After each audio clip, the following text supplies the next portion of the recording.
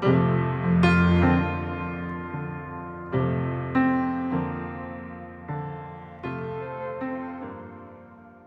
오늘은 일곱째 날 안식을 주심이라는 제목을 가지고 우리 사람들에게 너무나 중요하고 꼭 필요한 이 안식이라는 개념에 대해서 말씀을 전하도록 하겠습니다. 먼저 서두에서 두 가지 말씀드리고 본론으로 들어가서는 안식의 정의, 안식의 개념에 대해서 세 가지를 말씀드리겠습니다. 자, 먼저 서두에서 첫 번째로 말씀드리고 하는 사실은 하나님께서 이 세상을 어떤 원리로 만드셨냐면요, 꼭 안식이 필요한 원리로 만드셨다는 사실이에요. 자연도 그렇고요, 흙으로 만든 우리 사람도 그렇습니다. 한번 생각해 볼까요? 땅을 계속 농사짓고 쓰게 되면 땅이 어떻게 될까요? 더 이상 농사를 할 수 없는 땅이 됩니다. 땅도 그렇습니다. 땅을 쉬게 하고 어느 정도 놀려야 다음 해에 또 농사를 짓고 땅을 다시 쓸 수가 있습니다.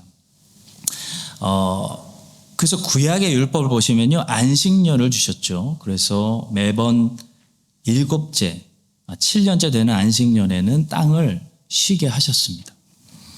사람의 몸도 마찬가지라는 사실을 우리는 매일 느끼고 살아갑니다. 사람의 몸은 쉬도록 디자인되어 있습니다. 기계가 아닙니다. 잠을 안 자고 AI에게 일자리 안 뺏기려고 계속 일하면 어떻게 될까요? 몸이 망가져요. 그래서 결론적으로 일을 더 할 수 없게 됩니다. 머리도 마찬가지입니다. 머리도. 한국에서 서울대 들어가는 입시생들 하루에 18시간씩 공부한다고 하는데 하버드 애들은 하루에 18시간씩 공부하지 않습니다. 그렇다고 서울대 나온 애들이 하버드 나온 애들보다 더 똑똑해서 세상을 이끌어가는 리더들이 되는 거 아니죠? 무엇이 중요한 거죠? 공부와 쉼이 같이 갈 때 공부도 더 잘 된다는 거죠. 자, 그렇다면 이제부터 믿음이 필요해요. 분명히 사업도 마찬가지일 겁니다. 하나님은 엿새 동안 일하고 하루는 일을 쉬라고 안식일 계명을 주셨습니다. 이 말은 7일 동안 일하는 것보다 6일 동안 일하고 하루를 쉬는 것이 재충전도 되고 그런 점검도 되는, 사업도 더 잘 되는 비결이라는 말씀입니다. 하나님은 세상을 어떻게 만드셨냐면 일만 있도록 만든 것이 아니고 항상 우리 하나님의 종들을 인도하실 때도 거기 일이 있고 그 중간중간에 쉼이 있게 만드셨어요. 절대 주님은 일만 주시지 않더라고요. 중간중간에 쉼이 있게 만드셨어요. 이것이 서두에서 말씀드리고 싶은 첫 번째 포인트입니다. 자, 두 번째 포인트는 본문에 보니까 하나님이 쉬셨다는 말씀이에요. 이 의미를 우리가 오해하지 말아야 됩니다. 하나님이 쉬셨다니, 하나님이 왜 쉬셨을까? 여러분, 하나님이 쉬신 것은 필요의 목적 때문이 아니고요, 가르침의, 교육의 목적 때문입니다. 그러니까 하나님이 쉼이 필요해서 쉬신 것이 아니고요, 하나님이 이 중요한 안식의 계명을 교육하려고, 가르치시려고, 보여주시기 위해서 쉬셨다는 거예요. 그것을 다음 구절의 말씀에서 알 수가 있습니다. 이같이 이스라엘 자손이 안식일을 지켜서 그것으로 대대로 영원한 언약을 삼을 것이니 이는 나와 이스라엘 자손 사이의 영원한 표징이며 나 여호와가 엿새 동안의 천지를 창조하고 7째 날에 일을 마치고 쉬었음이니라. 항상 이스라엘 백성들에게 안식일에 쉬어라라는 명령이 떨어질 때마다, 이 계명이 가르쳐질 때마다 따라오는 말씀이 뭐냐면, 봐라, 하나님이 쉬셨기 때문에 너희도 쉬어야 된다 라는 말씀이었어요. 하나님은 피곤하시거나 주무시는 분이 아닙니다. 너는 알지 못하였느냐, 듣지 못하였느냐, 영원하신 하나님 여호와 땅끝까지 창조하신 이는 피곤하지 않으시며 곤비하지 않으시며 명철이 한이 없으시며 피곤한 자에게는 능력을 주시며. 거기 보세요. 땅끝까지 창조하신 분이 분명히 피곤하지 않으시고 라고 말하죠. 오히려 피곤한 자에게 능력을 주신다. 이사야는 말하고 있습니다. 그래서 창세기의 이 말은 어떻게 해석해야 되냐면 하나님이 엿새 동안 일하셨기 때문에 피곤해서 쉼이 필요해서 쉰 것이 아니라는 말씀이에요. 오히려 성경은 반대로 하나님이 지금도 쉬지 않고 일하신다고 말씀해요. 그러므로 안식일에 이러한 일을 행하신다 하여 유대인들이 예수를 박해하게 한된지라. 예수께서 그들에게 이르시되 내 아버지께서 이제까지 일하시니 나도 일한다. 하나님이 엿새 동안 일하시고 일곱째 날에 쉬신 것은 앞으로 너희들은 엿새 동안 일하고 일곱째 날에는 이렇게 안식하게 해야 되느니라 라는 교육 차원에서 쉬신 거예요. 보여주신 거예요. 그러니까 안식일 계명은 여러분 하나님께서 율법 계명들 중에 가장 먼저 제정하신 최초의 율법인 것입니다. 그만큼 굉장히 중요한 율법입니다. 하나님이 중요하게 생각하셨다는 겁니다. 직접 보여주셨어요. 제일 먼저 제정하셨어요. 안식일을 기억하여 거룩히 지키라. 이 네 번째 계명을 잘 지키는 백성들은 역사적으로 보면요, 항상 복을 받고 나라가 부강해졌습니다. 영국이 미국이 그 복을 경험했죠. 근데 이 4계명이 깨어질 때 나라가 흔들리고 나라가 혼란스러워지고 경제가 더 안 좋아지고 하는 것을 역사를 봐도 알 수가 있어요. 성도 여러분, 이 사실을 기억하세요. 그리고 안식일을 이 구체적인 개념들을 이제 본론에서 우리가 살펴보기 전에 안식일을 거룩히 지키시고 일과 쉼의 밸런스를 유지하는 이 하나님의 원리를 거역하지 말고 잘 순종하여 이 자비가 풍성하신 하나님의 은혜와 복이 여러분들의 삶에 안식일 계명 중수를 통해서 충분히 넘쳐 흐르시기를 예수님의 이름으로 간절히 축원합니다. 이제 본론으로 들어가겠습니다. 안식일은 뭘까요? 첫 번째로 안식일은 하나님이 주시는 blessing, 복이라는 사실입니다. 본문 3절이 말씀합니다. 하나님이 그 일곱째 날을 복되게 하사 거룩하게 하셨으니 이는 하나님이 그 창조하시며 만드시던 모든 일을 마치시고 그날에 안식하셨음이니라. 여러분, 복이 뭘까요? 복을 어떻게 정의하세요? 복은 하나님이 정하시는 게 복인 것입니다. 아멘이죠. 창세기 1장에 자주 반복되는 말씀이 뭐였냐면 하나님이 보시기에 좋았더라 라는 말씀이에요. 하나님이 보시기에 좋은 것이 좋은 것이지 하와가 눈으로 보기에 좋은 것이 좋은 것이 아닙니다. 하나님이 안식일을 제정하셔서 복을 주셨다. 그러면 안식일이 우리에게 복인 거예요. 부모가 자녀에게 밥을 먹일 때 밥 먹는 훈련도 하잖아요. 이것도 먹어야 돼. 단 것만 먹지 마. 쓰지만 먹어봐. 몸에 좋은 거야. 그러면 그게 쓰던 짜던 자녀의 몸에 좋은 거예요. 마찬가지로 하나님 안식일이 좋게 보이지 않는데요. 하나님 일곱째 날에도 장사해야 하겠는데요. 문 닫으면 손해 나겠는데요. 손해 안 나고 장사하는 게 제 눈에는 더 좋아 보이는데요. 그건 입에서 맛있으니까 단 것만 달라고. 엄마가 차려주시는 야채 안 먹고 쓴 거 안 먹겠다고 단 것만 막 먹겠다고 말하는 거하고 똑같은 거예요. 당장은 좋을 수도 있겠죠. 당장은 더 자금이 많이 들어올 수 있겠죠. 병들어 죽는 거예요. 음식을 골고루 먹어야 건강하고 건강해야 더 오래 사는 것처럼 사업도 오래 하고 싶으면요. 그래서 결론적으로 더 많이 벌고 싶으면 하나님 말씀대로 해야 됩니다. 성도 여러분, 하나님이 보시기에 좋은 것이 좋은 것입니다. 하나님이 복이라고 정하시는 것이 우리에게 복된 것입니다. 우리가 성장해 보면 결국 부모님 말이 거의 맞는 것처럼 인생은 끝까지 살아보면 하나님 말씀이 다 옳았어요. 여기서 우리가 곰곰이 생각해 봐야 할 중요한 한 가지 사실이 있는데요. 부모님은 이 쓴 나물이라는 반찬이 맛없고 입에서 써도 왜 자녀의 몸에 좋은지 설명해 주기도 하시지만, 하나님은 명령을 하시고 계명을 주실 때 항상 다 그것이 왜 복인지, 그것을 왜 우리가 지켜야 되는지 일일이 설명해 주시지 않는다는 것입니다. 설명해 주실 때도 있어요. 보충 설명이 들어가 있을 때도 있어요. 근데 안 해 주실 때가 더 많습니다. 해 주셔도 모르고. 우리가 하나님은 아담과 하와에게 선악과를 먹지 말라고 명령을 주신 거예요. 계명을 주신 거예요. 그리고 먹으면 어떻게 되는지 그 결과를 알려주셨지, 왜 선악과를 먹지 말아야 되는지 설명은 주시지 않았습니다. 오늘 본문에서도 마찬가지 보세요. 하나님은 안식이 복이라고 선포하시고 안식이 계명을 지키라고 명령 주시지, 왜 안식이 복인지, 안식이 어떻게 우리에게 복이 되는지 설명은 주시지 않으세요.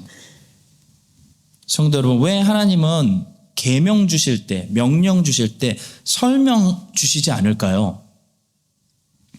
왜 율법에는 하라 그리고 하지 마라 그 옆에 충분히 이유에 대한 설명이 없을까요? 이 이유가 굉장히 중요합니다. 왜냐하면 그 계명 주시는 분, 명령하시는 분이 누구냐면 왕이시기 때문이에요. 이게 굉장히 중요해요. 우리는 대통령과 정부가 있는 민주국가에서 자랐고 총리가 있는 민주국가에서 살고 있잖아요. 그래서 사실 성경에서 명령받을 때, 계명받을 때 이게 어떤 의미인지를 피부에 와닿게 충분히 잘 파악하지 못할 때가 많습니다. 우린 민주국가에 너무 익숙해져 있어서 법이 반포되면 거기에 따른 설명이 있어야 된다고 생각하고요.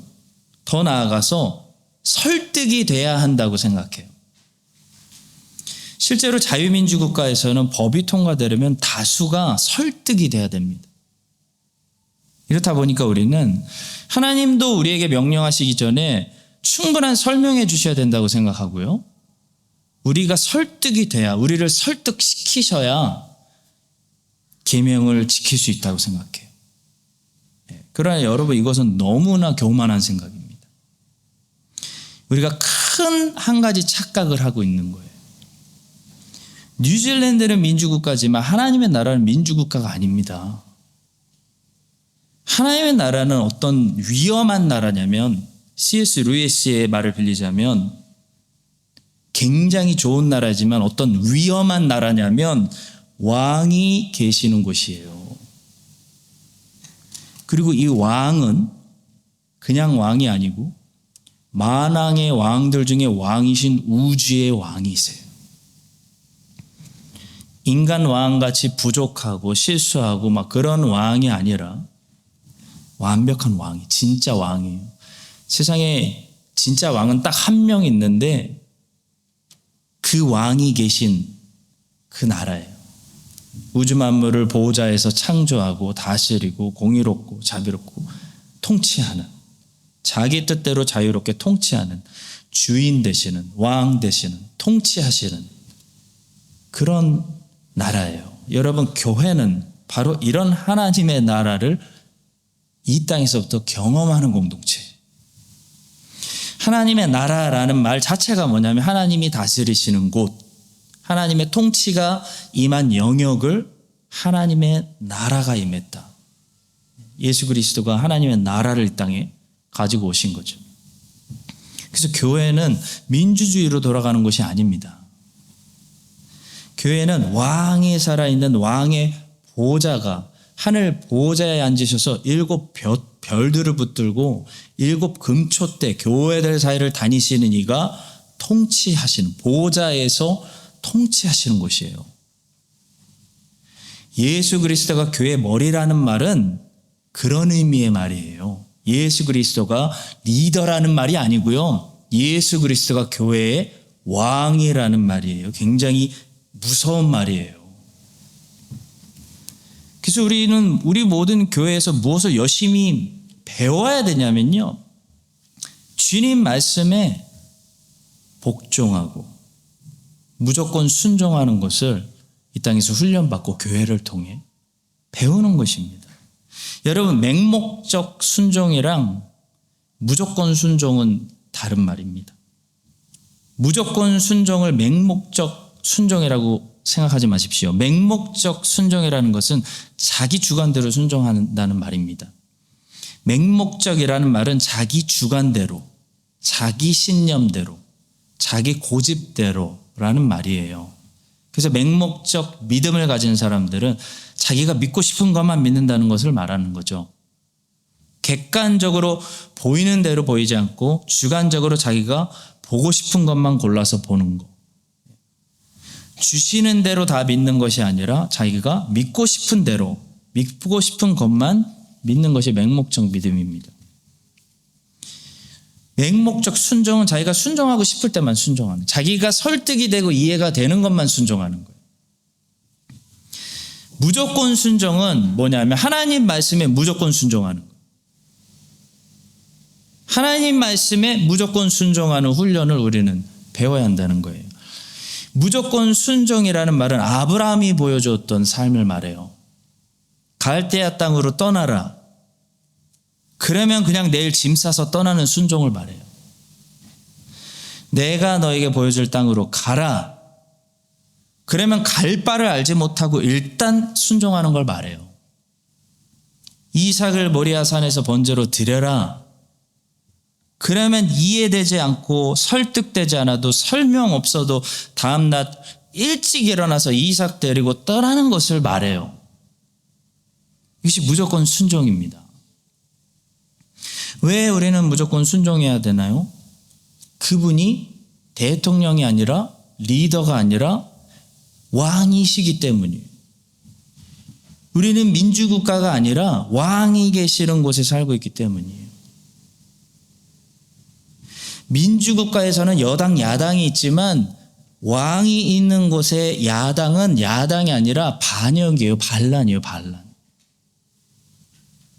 여러분, 이 사실을 기억하시고요. 하나님이 보시기에 좋은 것이 무조건 좋은 것입니다. 하나님이 안식이 복이다. 그렇게 선포하시면 안식이 복인 것이에요. 세상이 아무리 반대로 얘기해도 하나님이 이것이 너에게 좋은 것이다. 이것이 너에게 복이다. 갈대아 땅을 떠나는 것이 너에게 복이고 가나안 땅에서 사는 것이 너에게 복이고 이삭을 바치는 것이 너에게 복이다 라고 말씀하시면 그것이 아브라함에게 복인 것입니다. 선악과를 먹지 말아라 말씀하시면 선악과가 우리의 판단에 아무리 먹음직스럽고 지혜롭게 할 만큼 탐스러워 보여도 먹지 않는 것이 복인 것입니다. 그런 책을 읽지 말아라 그러시면 아무리 이 책을 읽으면 성공할 것 같고 똑똑해질 것 같고 돈 많이 벌 수 있을 것 같아도 읽지 않는 것이 더 똑똑해지는 것이고 더 진정한 의미에서 인생을 성공하는 길이고 더 영원한 차원에서 부한 사람, 부자가 되는 길인 것이에요. 하나님 말씀이 맞습니다. 여러분, 이 사실을 기억하시고요. 말씀대로 순종하는 삶을 사셔서 항상 순종하는 자녀들에게 이 흘러 넘쳐 흐를 수밖에 없기 때문에 자비와 은혜가 충만하신 그 은혜가 여러 가지 모양들로 여러분들의 삶에 넘쳐나게 되시기를 주님의 이름으로 축복합니다. 자, 두 번째로 안식일은 우리를 거룩하게 만드는 하나님의 방법입니다. 안식일은 첫 번째로 복과 관련이 있고 두 번째로는 거룩하고 관련이 있습니다. 다시 본문 3절입니다. 하나님이 그 일곱째 날을 복되게 하사 거룩하게 하셨으니 이는 하나님이 그 창조하시며 만드시던 모든 일을 마치시고 그날에 안식하셨음이니라. 성경에서 거룩이라는 말은 두 가지 뜻을 가지고 있습니다. 깨끗하다라는 뜻과 구별되다라는 뜻을 가지고 있습니다. 그러니까 안식일을 하나님께서 거룩한 날로 정하셨다는 것은 이 안식일이라는 날을 통해서 주의 백성들이 두 가지 혜택을 누린다는 거예요. 깨끗이 되고 거룩히 구별된다. 이런 말씀입니다. 성도 여러분, 우리는 예수님께서 부활하신 주일에 제4계명을 지키면서 어떻게 되냐면 우리의 죄가 씻음 받고 다시 하나님 앞에서 깨끗해지는 새로운 피조물이 되는 경험을 하게 되는 것입니다. 이것이 복된 주일이 기다려지고 복된 주일이 우리에게 주는 첫 번째 유익입니다. 샤워를 하기 전과 샤워를 하고 난 다음에는 기분이 달라지죠. 한국에서 목욕탕이라도 다녀오고 난 다음에는 얼굴이 달라지는 것을 느끼게 됩니다. 마찬가지로 우리는 날마다 죄를 고백하고 사실 죄의 씻음을 받아야 하는데요. 특히 주일에는 교회에 와서 말씀의 물로 우리의 더러운 생각을 씻어내고 우리의 더러운 모든 죄를 깨끗이 씻어내는 놓친 죄들, 회개하지 않은 죄들 다 씻어내는 그런 은혜를 주일을 통해 받는 거예요. 하루 샤워 안 한 사람과 3일 샤워 안 한 사람, 일주일 샤워 안 한 사람은 다릅니다, 여러분. 제가 이어 세븐 때 호주에서 강제로 캠프 끌려갔는데 일주일 동안 샤워를 못했어요. 7일 만에 거울을 처음 봤는데 거울 보고 깜짝 놀랐습니다. 원신 부시맨이 있는 줄 알고. 일주일 샤워 안 하면요 난리가 나죠. 더러운 것이 쌓이고 쌓이는 것처럼 무서운 게 없어요. 아무리 우리가 죄인이어도 일주일에 한 번만이라도 여러분 목욕을 제대로 하면요 더 깊은 죄에 빠지지는 않을 수가 있어요. 왜 끔찍한 살인사건이 일어나는지 아세요? 갈수록 왜 내용이 잔인한 줄 아세요? 미움에 대한 생각이 분노가 쌓이고 쌓여서 그런 끔찍한 게 일어나는 거예요. 미움은 누구나 경험해요. 미움은 누구나 할 수 있습니다. 그러나 살인은 아무나 하는 게 아닙니다. 그렇죠? 모든 사람들이 죄인들이 미움을 경험하지만 모든 사람들이 그렇다고 살인하는 건 아니에요. 모든 부부가 아마도 싸울 때가 있지만 모든 부부가 이혼하는 건 아니에요. 그렇죠? 법정 가는 거 아니에요. 언제 이게 큰 사고로 터질까요? 그 쌓아놔서 그렇습니다. 그 씻어내지 않아서 그래요. 오랫동안. 그걸 자주 씻어내야 되는데 이 원망과 미움, 증오, 분노를 씻어내지 않고 씻김을 당하지 못하고 오랫동안 축적이 돼가지고 범죄로 터지는 거예요. 여러분 우리는 모두 다 죄인이에요. 죄가 쌓이고 쌓이면 무슨 짓을 할지 몰라요. 우리는 일주일 내내 십계명을 어기고 살아갑니다. 그러나 보세요. 죄를 짓더라도 죄가 왕노릇하지 못하는 사람이 있고요. 죄가 왕노릇하는 사람이 있어요. 이건 다른 거예요. 이걸 성화라고 불러요. 죄가 있더라도 사도 바울처럼 죄를 종처럼 다스리는 사람이 있고요. 죄가 왕이 돼가지고 가인처럼 죄를 다스리라고 하나님이 미리 경고하셨는데 죄가 가인을 다스려가지고 죄의 종이 돼서 동생을 쳐 죽이는 그런 가인 같은 죄에 다스림 받는 인생이 있습니다. 여러분과 저는 거룩한 안식일에 주의 말씀을 듣고 은혜 받고 주의 계명을 지키며 일주일 동안 무슨 혜택을 누리는 거냐면 일주일 동안 세상에서 때 묻은 우리의 이 모든 죄들을 항상 깨끗이 씻어내는 거예요. 가인이 되지 않도록. 그래서 씻어내서 여러분과 제가 죄를 짓더라도 죄가 왕노릇하지 못하도록 죄 죽이기를 하고 죄를 다스리는 그 그리스도인의 성화의 삶을 사는 거룩한 항상 일주일에 한 번씩 정말 이 영이 씻음 받는 깨끗이 거룩한 백성들 되시기를 주님의 이름으로 축복합니다. 자, 또 성경에서 거룩하다는 의미에는 구별된다는 의미가 있습니다. 하나님은 안식일을 통해서 무슨 일을 하시냐면 주의 백성들을 세상 백성들로부터 구별시키세요. 우리는 안식일 준수를 통해서 우리 스스로도 일주일 동안 세상에서 섞여 살다가 세상 백성들과 안식일 준수를 통해서 다르다는 것을 내 눈으로 확인하는 거예요.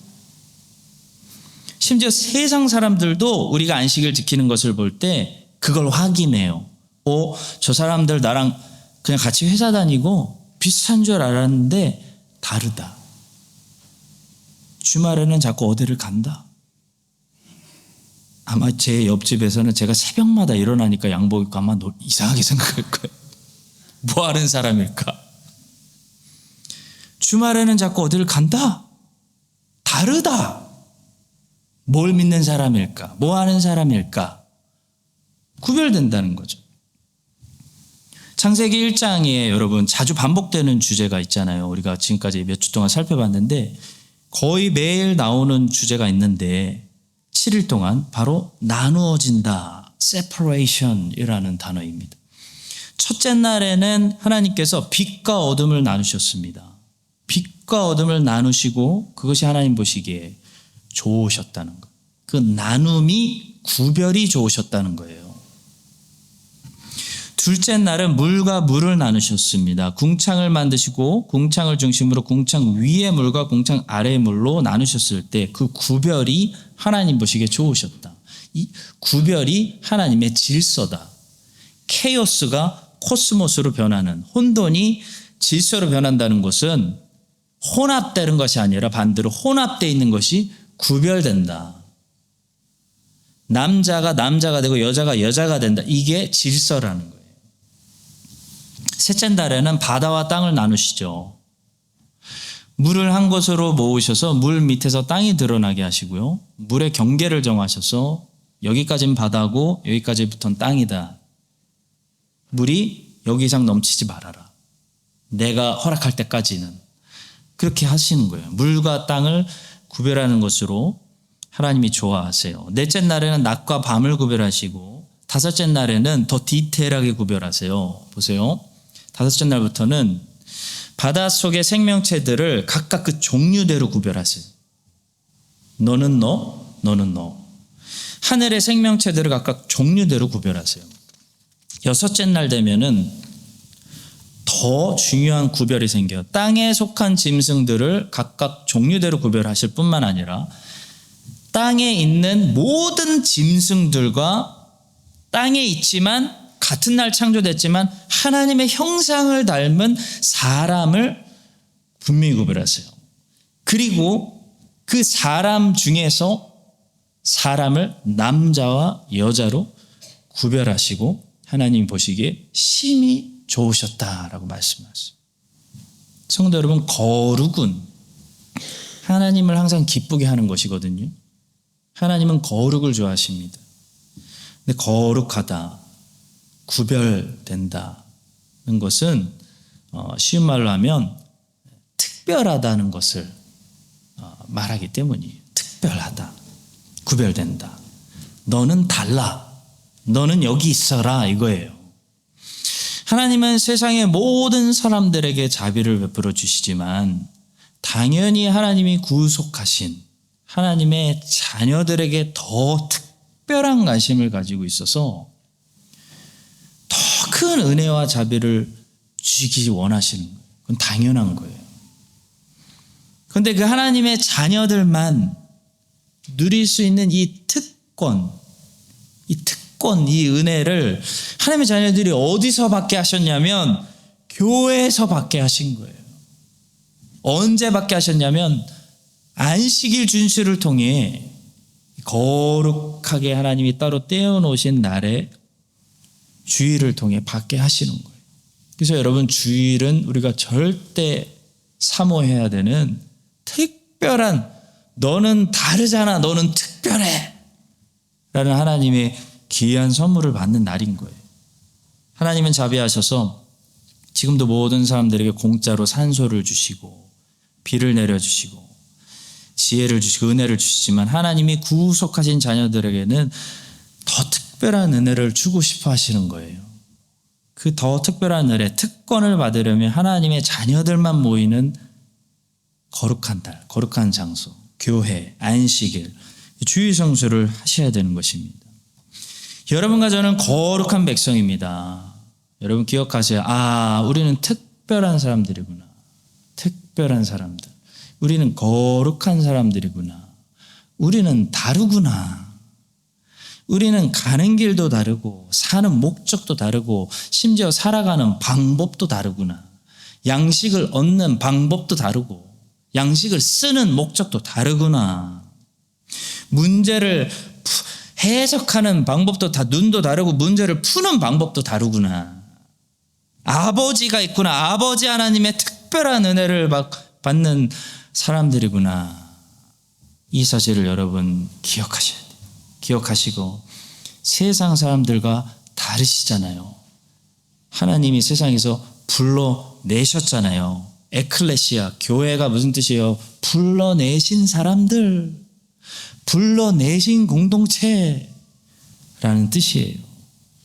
세상 사람들로부터 우리를 구별되게 만드는, 우리를 거룩하게 만드는 그 안식일 계명을 여러분 평생 잘 지키시고, 그래서 그 특별한 사람들이 받는 복, 특별한 사람들의 복을 일평생 누리시기를 주님의 이름으로 축복합니다. 마지막 세 번째는 예수 그리스도가 참된 안식이라는 사실입니다. 자, 우리는 지금 창세기 본문을 보고 있어요. 성경의 제일 앞부분을 보고 있어요. 하나님께서 일곱째 날을 안식일로 제정하셨다는 어떤 진리의, 총체적인 진리의 시작 부분만 읽은 거예요. 그 진리의 시작 부분만 보면 안 되고, 이렇게 시작된 진리가 어떻게 모세 율법을 통해 더 확장되고, 어떻게 복음서에서 예수 그리스도가 내가 안식일의 주인이니라 라는 말씀을 선포하시고 예수 그리스도 안에 참된 안식이 있다는 진리로 완성되는지, 그러니까 진리가 완성되는 그 끝까지 총체적으로 성경의 교리를 생각해 봐야 됩니다. 우리가 미국의 독립선언문을 읽을 때 첫 문장만 읽으면 안 되고 끝까지 읽어야 그 메시지를 제대로 이해하는 것과 같다고 하겠습니다. 하나님께서는 창세기 본문에서 안식이라는 개념을 처음으로 소개하시는 거예요. 처음 들어보는 거예요. 안식일. 안식이 뭐야? 그리고 그 안식일을 일곱째 날 안에 일단 두셨습니다. 그리고 이 안식일의 개념이 모세 율법을 통해 훨씬 디테일해지고 구체적이 되고 확장돼요. 안식년이 소개되기도 하고, 안식년이 7번 반복되면 희년이라는 개념이 소개되기도 합니다. 또 안식일에 정확히 어떤 것들을 해야 되는지 이런 율법들이 생겨요. 그런데 신약에 와서 예수님이 등장하시면 비로소 이 구약에 뿌려놓은 이 안식의 개념이 무엇인지가 정리가 되고 완성이 됩니다. 수수께끼가 완전히 풀리는 거예요. 예수 그리스도가 안식일의 주인이기 때문에 진정으로 안식일을 지킨다는 것이 무엇인지를 복음서가 얘기해요. 진정으로 안식일을 지킨다는 것은 주님과 더불어 먹고 마시며 주님을 누리는 것을 말하는 것이었어요. 피조물 사람의 진정한 안식이 어딨나? 어떤 날에 있는 게 아니고 예수 그리스도 안에서 발견된다라는 것을 말하는 것이에요. 유대인들은 안식일을 열심히 지켰지만 안식일의 주인 되신 예수님은 누리지 못했습니다. 그 안식을 먹어본 적이 없어요. 그 안식을 마셔본 적이 없어요. 그래서 안식일을 지켰지만 훨씬 피곤한 안식일의 인생을 살았어요. 아마도 유대인들은 또 안식일 다가오네. 안식일 지켜야 되네. 지키기 싫어. 속으로 그랬을 거예요. 피곤한 날이었어요. 안식이 없었어요. 안식일에.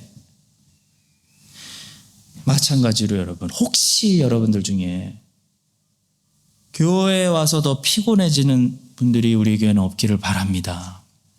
만약 그러시다면 제가 목회 잘못하고 있는 거예요. 교회에 와서 충전이 아니라 충전 받으셔야지, 은혜 받으셔야지 진 빼고 집에 들어가서 녹초가 돼가지고 가족들에게 더 짜증내는 사람들이 있어요. 어떤 사람들이죠? 교회는 왔는데 교회의 머리 되시는 예수님은 보지 못하는 사람들입니다. 교회에 와서 사람들하고 교제만 했기 때문에 피곤한 것입니다. 주일 안에 안식이 있는 것이 아니고요. 주일에 우리가 예수 그리스도를 만날 때 예수 그리스도 안에서 안식을 발견하게 되는 것입니다. 특별히 주일은 그럼 왜 지켜야 되냐? 주일에는 주님이 두세 사람 모인 곳에 내가 있겠다라고 약속해 주셨기 때문에. 그래서 무조건 주님이 만나 주시기로 오시기 때문이에요.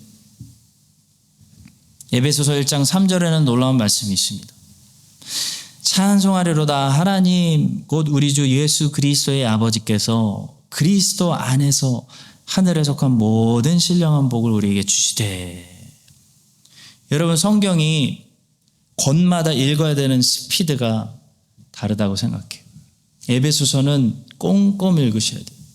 잠언 같은 말씀은 한 단어 한 구절 한 구절을 묵상하면서 읽으셔야 돼요. 창세기 같은 이야기는 쭉쭉 읽으셔도 돼요. 에베소서 같은 짧은 서신은 한 구절 한 구절이 깊은 많은 의미를 가지고 있어요.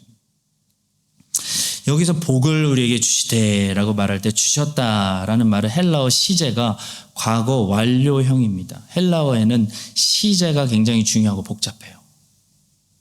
영어에는 그냥 ing, ed 이렇게 will 이렇게 있지만 헬라어는 그거보다 더 복잡해요. 과거 완료형은 이 말은 주시겠다는 것이 아니에요. 이미 주셨다는 것이에요. 이미 다 주셨다는 거예요. 그리스도 안에 내가 다 넣어놨다라는 거예요. 신령한 복을. 아니 이미 다 주셨다는데 왜 나는 다 받지 못했다고 느낄까요? 첫째, 다른 엉뚱한 장소에서 찾기 때문일 수 있어요. 둘째, 다른 엉뚱한 것을 찾기 때문일 수 있어요. 하나님은 우리에게 그리스도 안에서 하늘에 속한 신령한 복을 이미 다 주셨다. 다 줬다. 근데 어디에 주셨냐면 예수 그리스도 안에 주셨어요. 그러니까 예수 그리스도 안에서 하나님이 주신 모든 것을 우리는 마음껏 이미 여기 이 땅에서부터 누릴 수 있는 것이지 저 미래의 세상에 나가서 나중에 찾으려고 하면 안 되는 것이에요. 그리고 하나님은 그리스도 안에서 돈을 주셨다고 말씀하지 않으세요. 하나님께서 그리스도 안에서 이미 다 주신 복은 어떤 복이냐면 신령한 복입니다. 신령한 복. 신령한 복이라는 말은 하늘에 속한 heavenly blessing, 하늘에서 내려온 복을 말해요. 신령한 복은 물질적인 복과 다릅니다. 물질적인 것은 복이 될 수도 있고 저주가 될 수도 있어요. 근데 물질적인 복과 다른 것, 신령한 복은 자기 욕심을 만족시키지 않습니다. 세상적인 복은 물질적이고 육체적이고 예수 밖에 세상 안에 얼마든지 많습니다. 세상적인 복은 인간의 자기 욕심을 만족시키죠. 근데 신령한 복은 그런 게 아니에요. 하영조 목사님이 이렇게 말씀하세요. 그래서 신령한 복을 복의 개념으로 우리가 이해할 때 가난한 것이 복일 수도 있고요. 어려움을 겪는 것이 복일 수도 있고 심지어 죽는 것이 복일 수도 있어요. 이게 신령한 복이에요. 사랑하는 성도 여러분, 예수 그리스도 안에 신령한 복이 있습니다. 그 중에 하나가 참된 안식이에요. 쉬는 게 얼마나 좋나요? 이제 가서 오늘도 열심히 일하셨는데 쉬셔야죠. 여러분, 쉼이 없다고 생각해 보세요. 가셔서 계속 8시간 일하신다고 생각해 보세요. 우리 학생들 가서 8시간 공부한다고 생각해 보세요. 얼마나 불행합니까? 가서 이제 쉬셔야죠. 그렇죠? 애들도 자야 되고. 여러분 일주일 내내 일하시다가 하루 쉬시면 그 얼마나 꿀과 같습니까? 우리 뉴질랜드는 연말에 쉬고 다 문 닫고 또 부활절 때 문 닫고 사람들 얼굴이 달라요. 12월은 뉴질랜드 다 행복해 보여 보니까 다 행복한 시즌이에요. 그렇죠? 얼마나 좋아요, 쉼이라는 게. 육체의 쉼도 이렇게 좋은데 영혼의 쉼은 훨씬 더 센시티브하고 얼마나 몇 배나 더 달콤할까요? 영혼이 만약에 쉼을 누린다면. 그 진정한 쉼, 그 참된 안식이 그리스도 안에 있다는 것입니다. 주일까지 기다리지 않아도 돼요. 참된 안식을 안식일의 주인 되시는 그리스도 안에서 여러분들 매일 누리시기 바랍니다. 이 안식은 시작에 불과합니다. 하나님께서는 그리스도 안에 금, 은, 보화보다 훨씬 더 좋은 하늘에 속한 신령한 복들을 이미 많이 주셨어요. 여러분 한번 신령한 복들이 뭘까? 오늘 안식만 말씀드렸는데 한번 생각해 보세요. 예를 들어 절대 평강, 이것도 신령한 복이죠. 막 세상이 흔들리고 배가 흔들리고 감옥에 갇히고 환경이 난리가 났는데도 이 신령한 복을 받은 예수 안에 있는 사람들은 어떤 모습을 보여요? 예수님은 쿨쿨 주무시고, 바울은 로마 감옥에서도 기쁨의 서신을 막 토해내고 있어요. 로마 감옥 안에서 이렇게 기쁜 사람이 없어요. 막 기뻐 뛰고 있는 거예요. 환경이 막 난리가 났는데 예수 안에서 신령한 복, 절대 평강을 가지고 있는 요셉은 흔들리지 않는 거예요. 평안한 거예요, 평안. 이런 것들이 신령한 복입니다. 여러분과 제가 이 사실을 기억하고 예수 그리스도 안에서 오늘 본문이 우리에게 소개해주고 있는 이 참된 영혼의 안식을, 신령한 복을 여러분들 가서 누리시게 되기를 예수님의 이름으로 축원합니다.